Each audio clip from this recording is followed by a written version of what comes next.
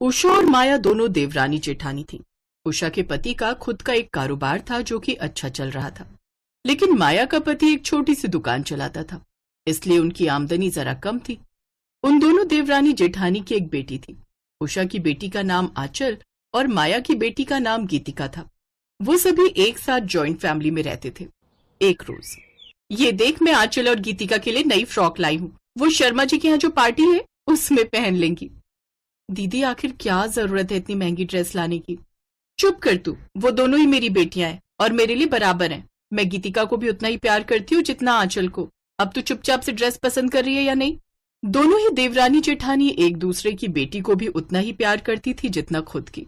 ऐसे ही समय बीता और दोनों लड़कियां जवान हो गईं। फिर एक रोज, अरे माया, एक बहुत बड़ी खुशखबरी है। अभी मेरी बहन निधि का फोन आया था। वो बता रही थी जब वो हम जालंधर गए थे ना खुराना जी की बेटी की शादी में, वहां एक बहुत बड़े घराने से लोग आए थे। उनका बहुत बड़ा बिजनेस है। उनका एक बेटा है रौनक। जब से उसने हमारी बेटी आंचल को देखा है उसका दीवाना हो गया है। कहता है शादी करूंगा तो उसी से करूंगा। इकलौता है, अपनी आंचल राज करेगी वहां राज। अरे बेटी को अच्छा घर मिल जाए और भला माँ बाप को क्या ही चाहिए। सही कहा जीजी आपने।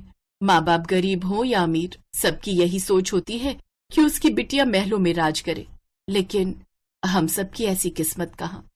फोन पर बात आगे बढ़ती है। एक रोज रौनक अपने परिवार के साथ आंचल के घर रिश्ता लेकर आ पहुंचा। दोनों देवरानी जेठानी सुबह से लड़के वालों की खातिरदारी की तैयारियों में लगी हुई थी, तो उन्होंने झट से आंचल को देखकर हाँ कर दी और कुछ देर बाद दोनों तरफ से रिश्ते के लिए हाँ हो जाती है। बहन जी, अब रिश्ता जुड़ ही गया है तो मैं सोच रही हूँ हम आए हैं तो रोका कर ही देते हैं, फिर 2 महीने बाद सगाई और फिर शादी कर देंगे। आप ठीक कह रही हैं। आप हमें थोड़ा वक्त दीजिए, तब तक आप गेस्ट रूम में आराम कर लीजिए। आप लोग भी थक गए होंगे, तब तक हम रोके की तैयारी कर लेते हैं। मेहमानों को गेस्ट रूम में छोड़कर वो दोनों रोके की तैयारी में लग जाती हैं। दीदी, फल और मिठाई तो कम रहेगा, इतने बड़े लोग हैं तो ऐसे रोका करना ठीक नहीं रहेगा। आप एक सोने का सिक्का, 10 किलो मिठाई और सबके लिए एक जोड़ी कपड़े मंगवा लो। तो बिल्कुल ठीक कह रही है, एक नहीं 5 सोने के सिक्के और दामाद जी के लिए भी 5 जोड़ी कपड़े मंगवा लेती हूँ, बाकी एक एक जोड़ी सबके लिए। अरे भाई, एक ही तो दामाद है हमारा। सुनिए जी, आप जल्दी से बाजार जाकर सामान ले आइए, तब तक हम बाकी तैयारियों में जुट जाते हैं। उषा अपनी इकलौती बेटी की शादी बड़ी धूमधाम से करना चाहती थी, इसलिए वो दिल खोलकर पैसा बहाती है। इसी तरह 3 घंटे में वो पूरी तैयारियां कर लेते हैं।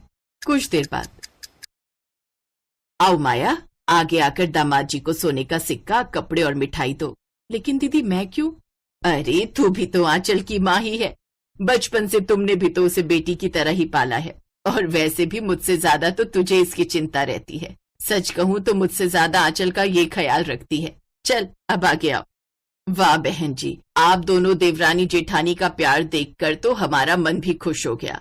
देवरानी जेठानी में झगड़े तो हमने बहुत सुने थे, लेकिन इतना प्यार पहली बार देख रहे हैं। कुछ देर बाद दोनों का रोका हो जाता है। लो भाई, अब आपकी बिटिया हमारी हुई। कुछ दिनों बाद हम सगाई करके जाएंगे और उसके बाद सीधा शादी, फिर अपनी अमानत को बड़ी धूमधाम से लेकर जाएंगे। और वैसे भी हमारा बेटा भी उतावला हुआ जा रहा है। क्या पापा, आप भी? ऐसे वो लोग रिश्ता पक्का करके आ जाते हैं। ऐसे ही 2 महीने बाद उन दोनों की सगाई भी हो जाती है, जिसमें उषा खूब पैसा बहाती है। सगाई के 1 हफ्ते बाद रौनक की माँ के पास एक फोन आया, जिसे सुनते ही कौशल्या हैरान रह गई और उसने उषा को फोन मिला दिया। बहन जी, आज एक अननोन नंबर से हमारे पास फोन आया और फोन पर हमें आपकी बेटी के बारे में काफी गलत बातें बताई गई। माना कि हमें उन बातों पर भरोसा नहीं है, लेकिन जहां तक हो आप थोड़ा ध्यान रखें। कोई तो ऐसा है जो नहीं चाहता कि रौनक और आंचल की शादी हो। लेकिन ऐसा कौन हो सकता है बहन जी? क्या आपके पास उसका फोन नंबर है?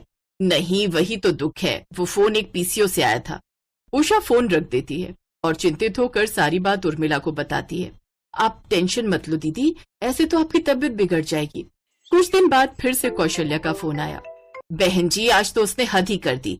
हमने उसके फोन की बातों का कोई भरोसा नहीं किया, तो आज उसने लिफाफे में एक चिट्ठी और आंचल बेटी की कुछ गंदी गंदी फोटोग्राफ्स हमें भेज दी। उन गंदी तस्वीरों को देखकर तो हम भी डर गए थे, लेकिन फिर रौनक ने कहा, माँ, ये सब फोटोग्राफ तो नकली भी बन जाती है।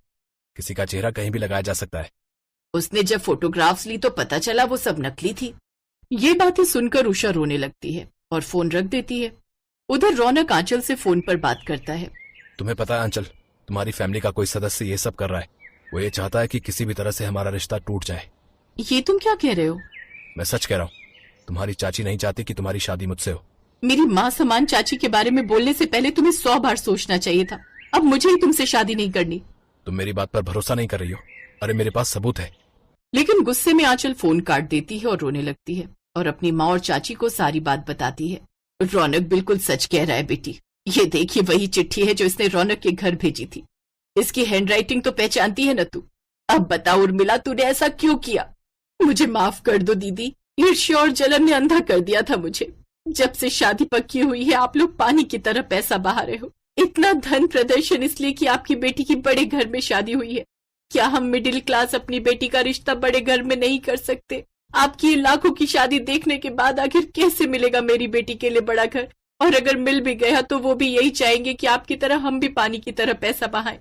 जो उषा की देवरानी ने किया वो गलत था, लेकिन कहीं न कहीं ये बात भी सच है कि शादियों में पानी की तरह बहने वाला पैसा कहीं न कहीं मिडिल क्लास लोगों की कमर भी तोड़ रहा है। उषा को भी अपनी इस गलती का एहसास हुआ और उसने अब सामान्य तरीके से अपनी बेटी की शादी रौनक संग खुशी खुशी कर दी।